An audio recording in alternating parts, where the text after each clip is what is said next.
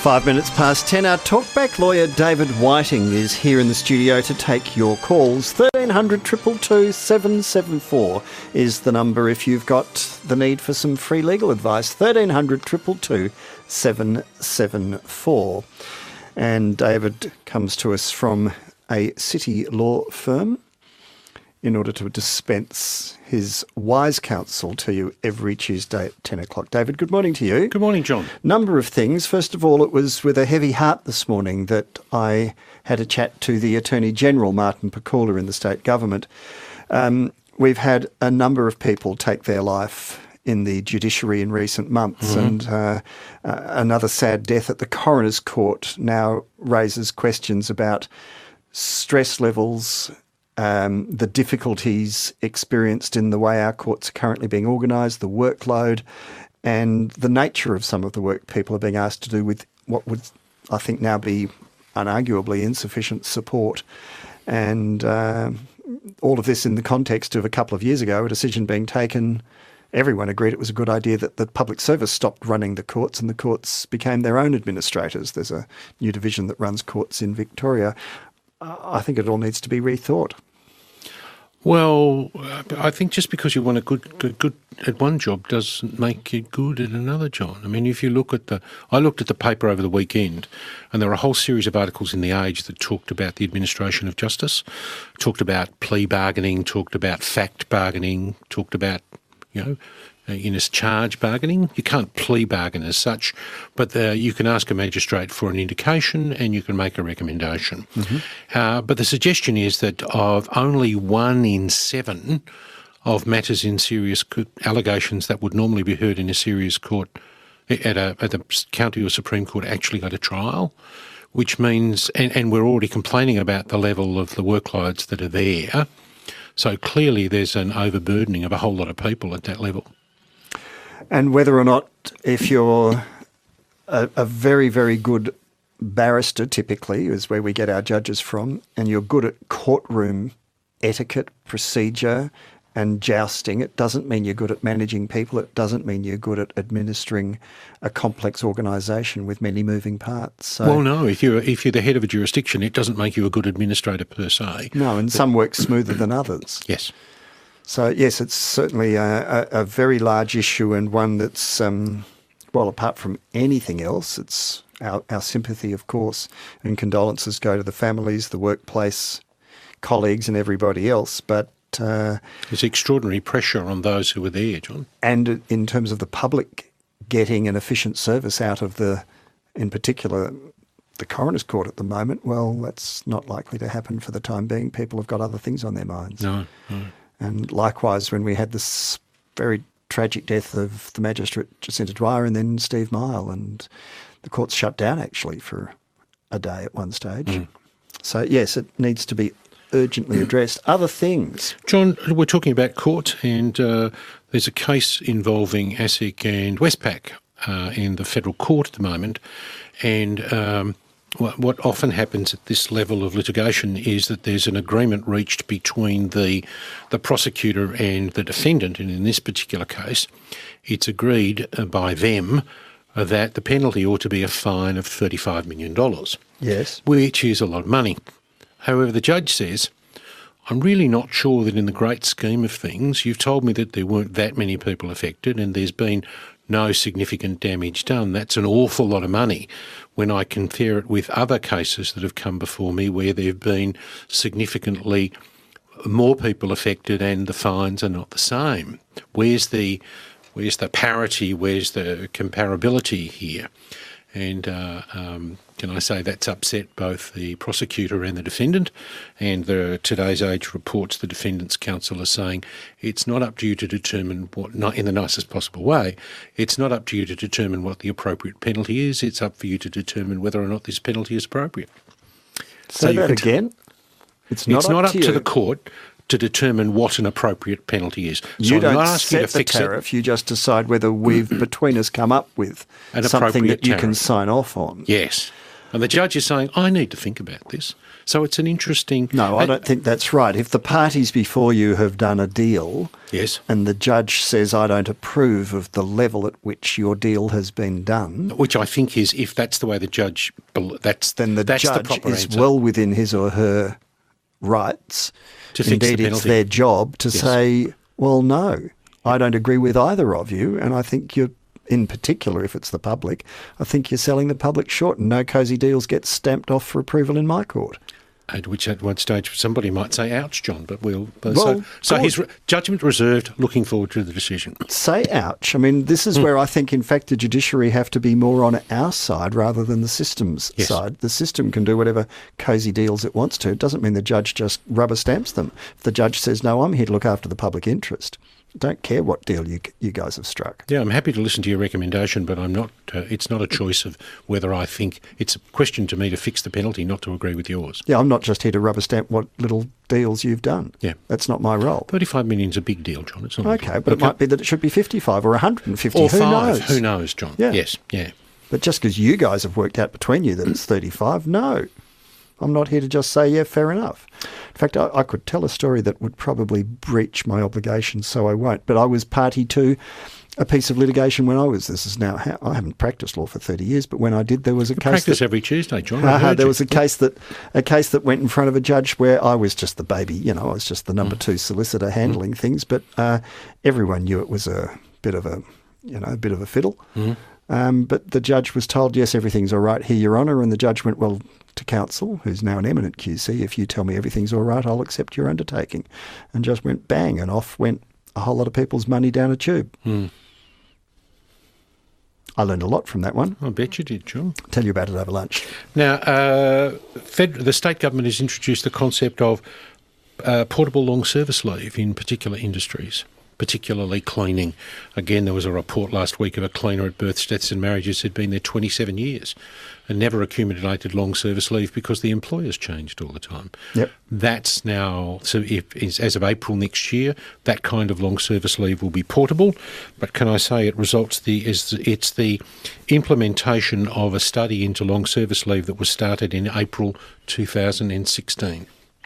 All right. So anything else that we That's need it, to John. attend to? Nope, Let's get no to homework. today's callers. 1300 222 774 if you've got a question or the need for some legal advice from David Whiting. Steve in Ballarat is first. Hello, Steve. Yeah, hello. Steve. Yes, the question is, how long can an item be with the state trustee, say like a safety deposit box or whatever? How many years can it be there and still be accessed? Well, you've got to tell me more. Is it yours? Is it an estate's? What is it? It's in an estate. And is the estate administration complete? Yeah, a little bit complicated, but... Well, in a sense, it's the complication that provides the answer. There's a general proposition, if state trustees is the executor, they are entitled to hold on to estate assets till the administration is complete. how many years? Well, how long is it? See, it may well be that there could be 5 more years of estate administration. I don't know. Depends how complicated everything is, Steve. Is it a particularly complicated estate? No, it's not. So if the will says, I leave the safe deposit box and its contents to Steve, Yep. then I would have thought you would get that somewhere between 6 and 12 months after the grant of probate. All right, but if it's a bit more complicated than that, that is simply one item, and there are 6 residuary beneficiaries and you are but one of them, then you would normally expect some kind of an agreement before that item would be handed over. And if the will says so-and-so can live in a house for the rest of their life and then it's to be sold and distributed, then everyone has to wait, for Yes. instance. Yeah, no, this item, it's been in the safety deposit box, and we're not 100% sure if it's still there or not. Well, go and ask them. You're entitled to, if you're a beneficiary, you're entitled to ask them for ongoing reports as to the administration of the estate. It's simply that my experience is that the letters take a long time to come. Okay. All right. No worries. Thank you, Good on Steve. Is it an item of financial value or sentimental value, Steve? Not sure, but probably more sentimental, yeah. Okay, so it's not that you're wanting it to be sold and the No. proceeds distributed.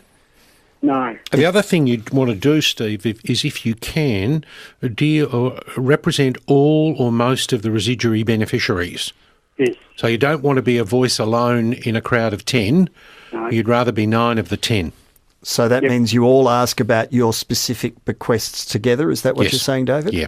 So if I was being promised the watch and my sister was being promised the clock and someone else was being promised the, I don't know, heirloom antique or whatever, if The sideboard. everyone's in together, you've got more chance or you're more compelling a case. No problems there, so, yep. Then that's the way you frame it, Steve, and good luck. All right. No worries. Good on you, thanks. It can be awkward, if not indeed confusing. Tony in Mill Park, good morning to you, Tony. Yeah, good morning, John. My question is, if we have an intervention order out against you who owns the house and your partner is in there with her family, not family but the owner of the house, the owner is automatic intervention for 12 months. Is that fair? I mean, I don't know, Tony. You haven't given me enough information to play with. It might be fair, but the law is concerned more about personal safety than it is about ownership. Now, there would be nothing to prevent this person taking court proceedings to recover possession of the house. Okay. So you can't go in and take it. Yeah. But if you look at the intervention order, it doesn't affect your other rights. Yep. Okay. So Is there a family court matter on foot? Look, I'm bringing on behalf of my friend. But, No, I understand. Yeah. But so the issue is there would be nothing to prevent your friend making application in appropriate court for recovery of possession. Yeah. There's the intervention order will say that your friend not go near X. Yep. And X currently lives in this property and therefore don't go there. It doesn't mean that you can't take other proceedings to get possession of the house. At which stage you would then seek to vary the intervention order to say, still don't go near X, but there be a requirement that X leave the house. Yep. Okay. Yep. Thank you, Tony. Hope that helps you indeed. I hope it does. Robin in Berwick. Hello, Robin. John, good morning. And David, I try not to ring you often, John. I'm wondering if you know, David, about it's trees matter, but it's to do with an inquiry which was set up earlier this year, apparently, and under, I think, Justice Philip Cummins. He's the president of the Law Reform Commission. Is that what this is? Well, I remember the name, but I wasn't sure of his role. Sorry, Justice. Nickname Fabulous Phil. Yeah. Used to drive an MGB and leave it in the judge's car park for everyone else to admire. You would know. What about the oil drops underneath? Oh, that's so unkind. Yes, do go on. Back to the trees, gentlemen. Did we get distracted? So sorry. Well, you do, John. You love cars more than trees. Sorry. Yes, I heard this announced a few months ago and haven't heard anything else, and I'm wondering if it's still running or... I don't know, Robin. I'd have a look on the Law Reform Commission website. Right. It was because there was so much trouble that the community has with trees. Someone decided that this would be a good idea to simplify it or reorganise it or something or other. If there is any, have a look at Victoria Law Foundation or the Law Reform Commission. Right. And if there is an inquiry, the information will be there, and there will generally be, if there's inquiry, an opportunity to make submissions. Right. Good. Thank you very much, Pleasure. David. Thank you. Bye. Alrighty. So, yes, I'm not aware of the details of that one. It's gone right past me. All the same. Jen in Albury. Hello, Jen. Welcome. You're through to David. Hello, Jen. Hello, Jen. Oh, hi. Sorry. I'm here. Hello. Thanks for your help. I'm ringing about a statutory claim for or demand for payment. Yes. I'm in a partnership with a friend, and someone's sent her a stat debt for payment, or demand, I should say. Yes. And she doesn't have the money to pay it. She accepts she owes the money.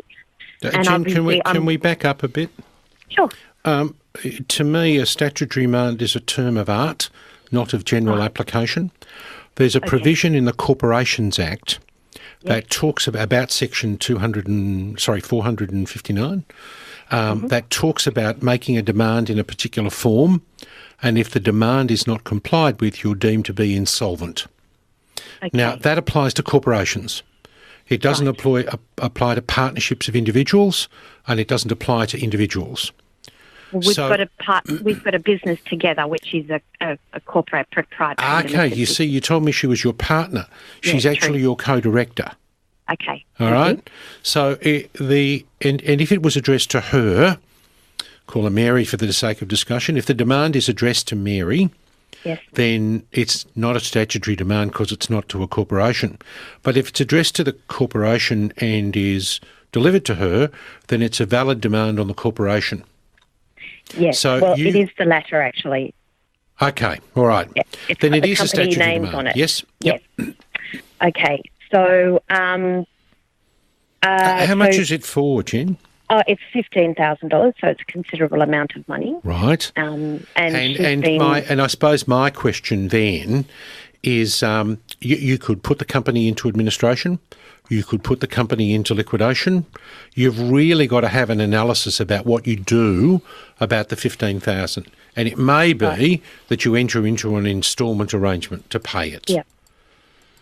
And can you do that without employing a debt collector or yes, you can. A lawyer? You can. And is that something that will stop them from taking it further from this letter of demand? Because it's something we've had if you do a deal, it will stop them.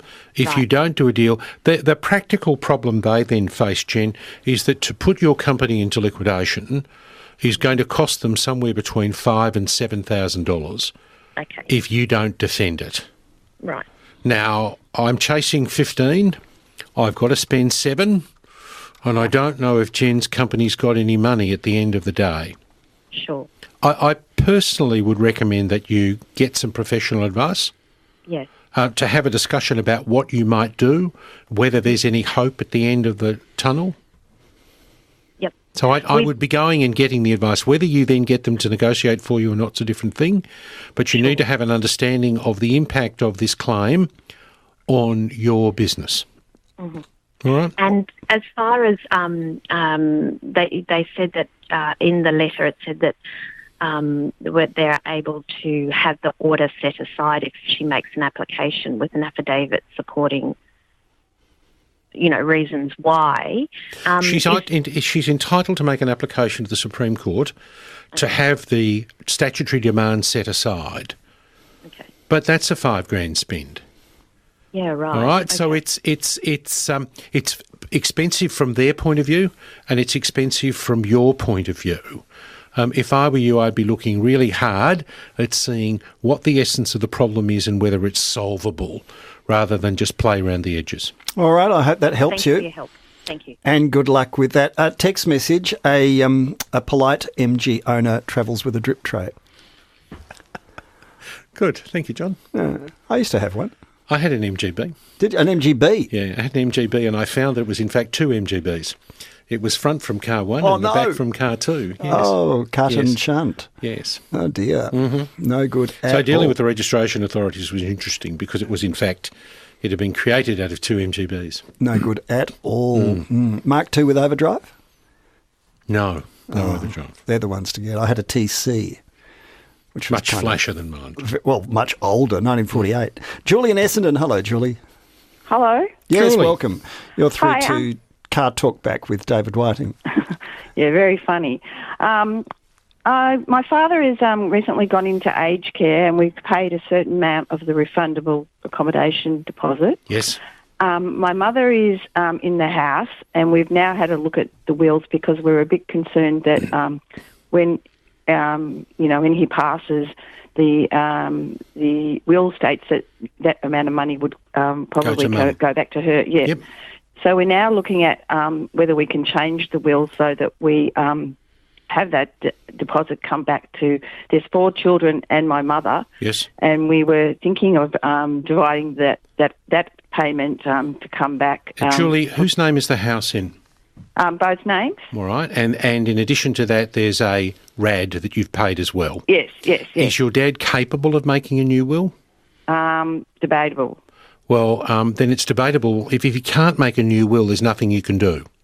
And All if right, it's debatable, the answer's no, isn't it? Yeah. The other thing, but what you could consider is and his will leaves everything to your mum. Yep. Then you've left your run too late, I'm afraid, Julie. All right then. All right. If Dad could make a new will, I would do two things. I would change the beneficiaries in the estate, provided that Mum was content, and I would also sever the joint tenancy on the house, so Dad's share of the house would go to the kids. All So right that's then. something that I would look at, but you can't look at it if Dad can't make a new will. Okay. All right. Okay. Yep, Thank you, Julie. You. Okay. Bye. And Philip in Blairgowrie, good morning. You're through to David. Oh, good morning, John and David. Thank you for your time. How's beautiful Blairgowrie today? Yes, it is really lovely. The bay was like a mirror yesterday. It was so calm and still. Yeah, no, it's been a long time coming, hasn't it? Oh, it's beautiful. Anyway, go right ahead. We had a holiday rental property, and we have a company managing it. We want to end that relationship with the property management. Basically, what do we need to do? You need to look at the agreement and find out what the termination deal is. We've never signed any agreement.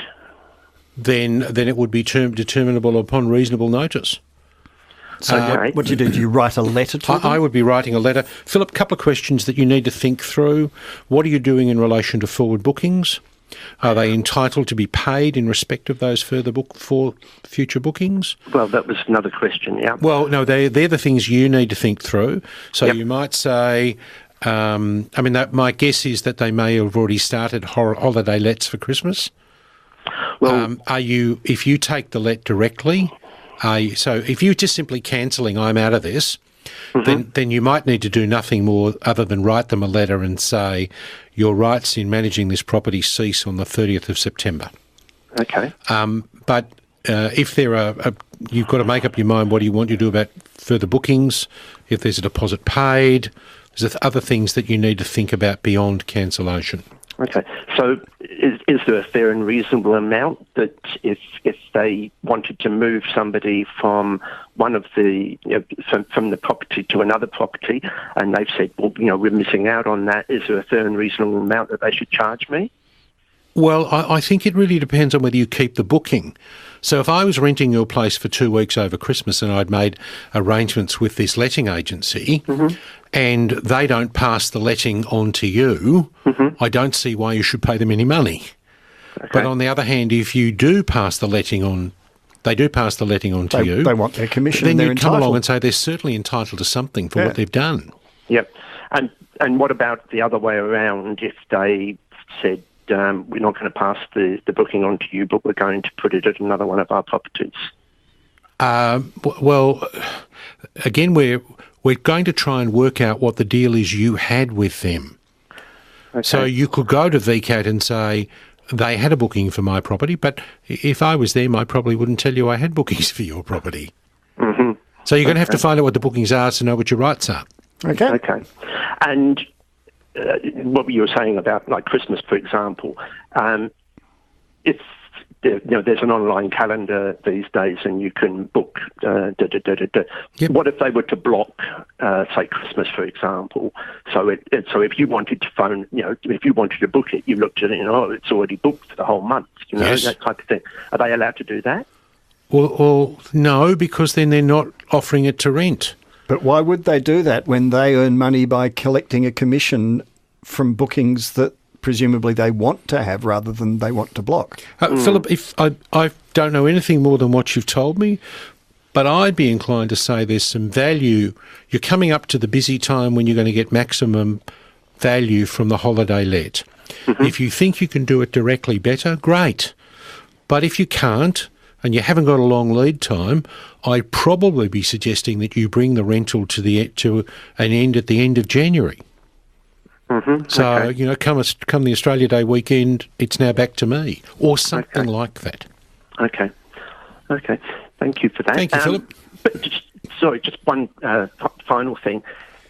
If all of that and whether it's 30th of September or January or whatever, and I say, okay, thanks very much indeed, and they give me the keys, I might need to sign something to say, thank you, you've given me the keys, but do I need to sign anything else?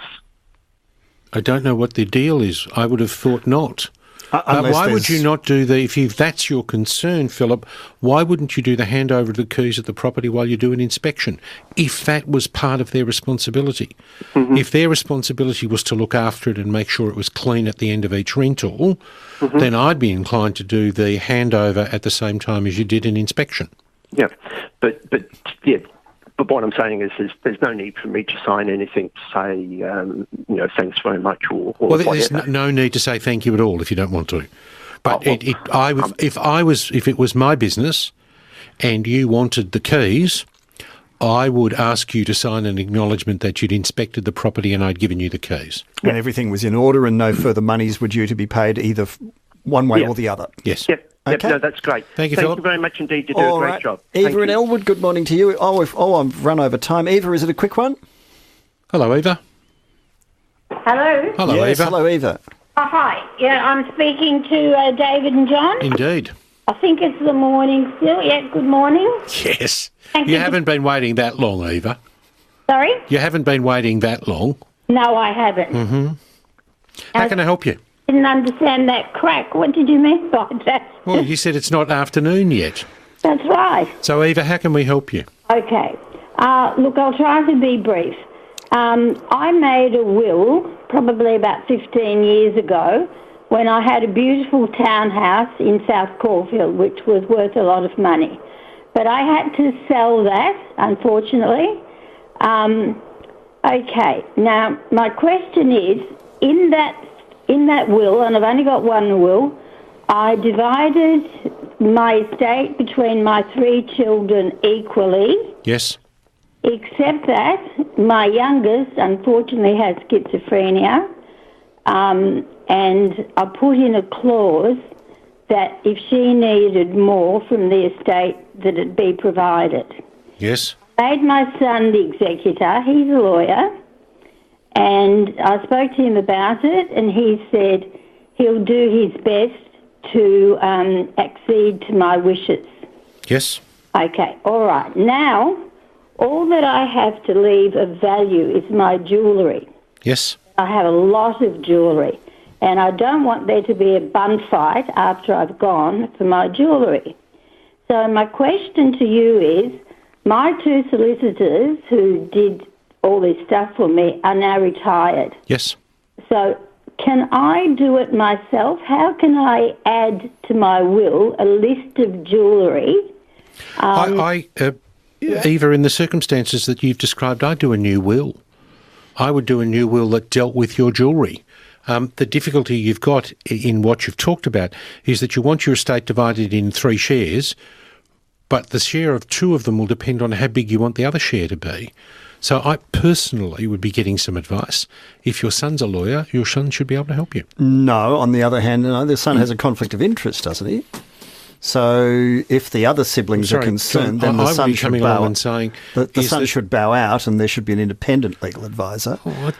Everybody's different. I'd come along and say it's the child with the greatest need should get the greatest share. Yeah, but that might not happen, and you've got to be very careful here. So, in fact, I mean, if indeed the jewellery is very valuable, Eva, then it's worth your while to make sure it's disposed of according to your wishes, and spend a bit of money on an independent bit of legal advice to make sure it gets disposed of the way you want it to. That's where I'm going with it. Okay, John, noted. Look, I agree with you. Yeah. I just don't, she's clearly got a lot of trust in the son, who's the executor. I'd probably start there.